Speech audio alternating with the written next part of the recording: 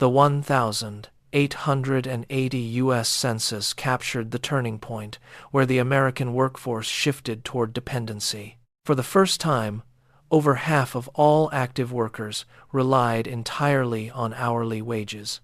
By 1890, that figure climbed to two-thirds, signaling the death of the independent small producer.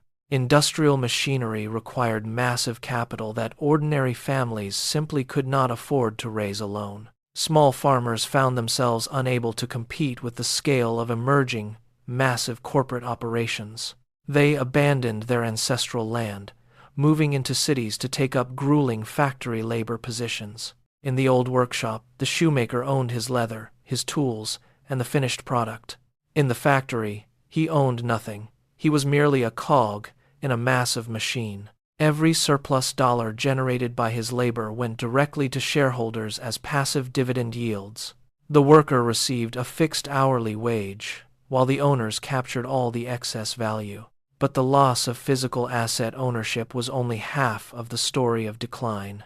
The other half of this transformation was deliberately written into the fabric of American law. In 1921, Congress passed the Revenue Act, fundamentally changing how different types of income functioned. Long-term capital gains were suddenly capped at a favorable 12.5% tax rate. At that exact moment, the top marginal rate on ordinary wages hit 65% total. If you earned your money by working, you paid up to 65 cents per dollar. If you earned it by owning an asset, you paid only 12.5 cents. This disparity was not an accidental oversight. It was a calculated and deliberate policy choice. It has never been fully reversed, cementing a structural advantage for those who own assets. The system was not broken. It was designed to protect the wealth of the few. Every boring business that modern personal finance gurus recommend is a direct structural colonial equivalent. The local laundromat is simply the modern evolution of the old water-powered gristmill system. Self-storage facilities function exactly like the tobacco warehouses of the 18th century Virginia colonial era. The ATM is nothing more than a digital version of the merchant's ancient ledger book. The ground lease remains the direct ancestor of today's triple-net commercial real estate lease agreements. While the specific asset classes have changed, the underlying strategy has never once shifted. This is a history lesson, not financial advice, but three core principles are worth holding. First, the fundamental principle has remained unchanged for over 400 years of American history. Own something that sits at a gateway and charge everyone who passes through that gate. Second, ordinary Americans did not lose their asset ownership by some stroke of bad luck. They were systematically priced out by industrialization and locked out by the 1921 tax code. Third, before evaluating any recurring revenue business, ask which colonial asset class it resembles. If it mirrors a model that worked for 300 years, it is worth attention. So, what did Americans actually do before the term passive income even existed in society? They built it, 400 years ago, with grit and a clear vision of ownership. They owned the mill, the warehouse, and the very ground beneath the growing American cities. The Founding Fathers were not self-made laborers. They were asset owners who understood one truth. The man who owns the gate earns every time someone walks through it, regardless. He earns whether he is standing there or if he is miles away at home. Today, ordinary people have access to digital versions of those same powerful, ancient gateway assets. But you must never forget why that access was lost in the first place. Historically, it was not laziness, and it was certainly not a result of simple bad luck. It was a deliberate concentration of capital, supported by a tax code written for elites. The strategy is 400 years old, even if the assets appear shiny and new. The principle of owning the gateway and collecting the toll has never changed once, ever. Which of the four colonial assets would you choose to own in this modern era? Would you choose the mill, the warehouse, the ground lease, or the merchant's ledger book? Which modern business version maps most closely to those ancient, proven models for you? The history of wealth is written in the structures we choose to own today. Look past the marketing terms and see the underlying mechanics of the colonial financial system. The gate is always there, waiting for someone to claim the right to charge. Understanding this history changes how you view every transaction you make in your life. You are either the one passing through the gate or the one owning it. The choice between labor and ownership is the defining struggle of the American economic story.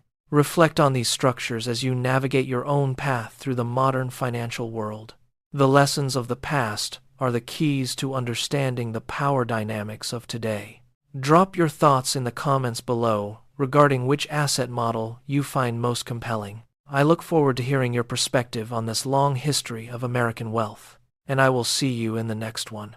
Building upon this foundation, the transition from an ownership-based society to a wage-dependent one was not accidental. This fundamental shift was never inevitable, but rather a calculated transformation cemented by the 1880 census data.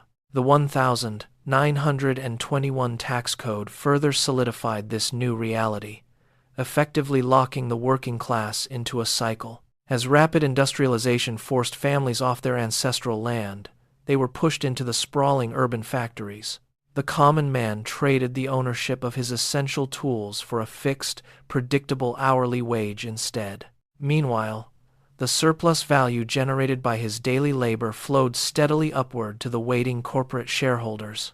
Simultaneously, deliberate legislative choices like the 1921 Revenue Act codified a massive, systemic tax disparity for all. These laws heavily favored the wealthy asset owners over the laborers who actually performed the physical work. Today's popular passive income streams, from self-storage units to commercial leases, are merely modern iterations of tools. These are the same colonial tools that were once used to control the flow of early American commerce. By understanding that the strategy of owning the gate has remained constant for many centuries, everything changes. One realizes that the current financial landscape is not a broken system failing to serve the people. Instead, it is a legacy structure carefully designed to maintain the advantage for those holding the keys. The gatekeepers of the past have simply traded their colonial land deeds for modern digital and corporate assets. The extraction of value continues unabated, hidden behind the veneer of modern financial innovation and global markets. Every transaction made today still echoes the ancient practice of charging a toll for passage through life. The architecture of wealth remains unchanged, despite the rapid evolution of the technology used to manage it. Those who understand the historical blueprint can see the invisible walls that define our modern economic existence. The system is functioning exactly as its architects intended, ensuring that capital remains concentrated at the top. To participate in this economy is to acknowledge the power of the gate and the gatekeeper's reach. The legacy of 1848 persists, woven into the very fabric of our laws, taxes, and daily financial habits. We live in the shadow of these long-dead architects, following paths they paved for their own benefit. The transition to wage dependence was the final piece of a puzzle started centuries ago on Manhattan. It transformed the independent producer into a dependent consumer, forever tethered to the systems of the elite. This is the reality of the 400-year-old blueprint that still dictates the flow of global wealth today. Understanding this history is the first step towards seeing the true nature of our current financial world. The gate is still there, and the toll is still being collected from every passing soul daily. Only by recognizing the gate can one begin to question the necessity of the toll itself entirely. The legacy structure endures, waiting for the next generation to either accept it or challenge its foundations. The keys remain in the hands of the few, while the many continue to pass through the gate. Consider the laundromat, which serves as a modern, automated version of the old water-powered gristmill. It requires minimal oversight while capturing a small percentage of every transaction that flows through its doors. Similarly, self-storage facilities function exactly like the tobacco warehouses that once dominated the southern colonial landscape. They charge rent for the mere privilege of storing goods, acting as a toll booth for personal property. The ATM, often cited as a passive income dream, is simply the digital merchant's ledger book reborn. It extracts a fee for access to capital, regardless of whether the owner is present to manage it. Even the modern triple-net commercial lease is a direct descendant of the perpetual land leases of old. The asset class has evolved, but the underlying strategy of wealth extraction remains remarkably and stubbornly consistent. This is a history lesson, not financial advice, yet the patterns are too clear to be ignored. 3 vital principles emerge from this 400-year study of how the wealthy have always maintained control. First, own something that sits at a gateway where people must pass to conduct their daily lives. Second, charge a toll to everyone who passes through that gate, ensuring a steady, recurring revenue stream. Third, recognize that ordinary Americans did not lose their asset ownership by some unfortunate accident of fate. They were systematically priced out by the rise of industrialization and locked out by the tax code. Before you evaluate any new business, ask which colonial asset class it most closely resembles in function.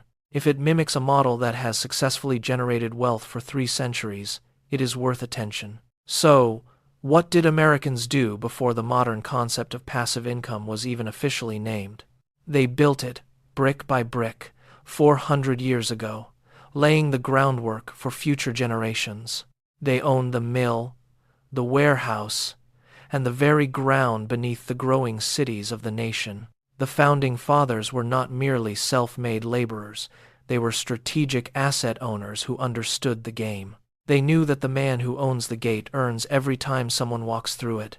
This remains true whether he is physically present at the site or miles away in Philadelphia. Today, ordinary people have access to digital versions of those same powerful, gateway-controlling assets. But never forget why that original access was lost to the common worker in the first place. It was not due to laziness, nor was it the result of bad luck or poor choices. It was a deliberate concentration of capital, protected by a tax code written for the elite. The strategy is 400 years old, even if the assets themselves are shiny and new. The principle of owning the gate and collecting the toll has never changed, not even once. Which of the 4 colonial assets would you choose to own? The mill, warehouse, lease, or ledger? Drop your thoughts in the comments, and I will see you in the next video.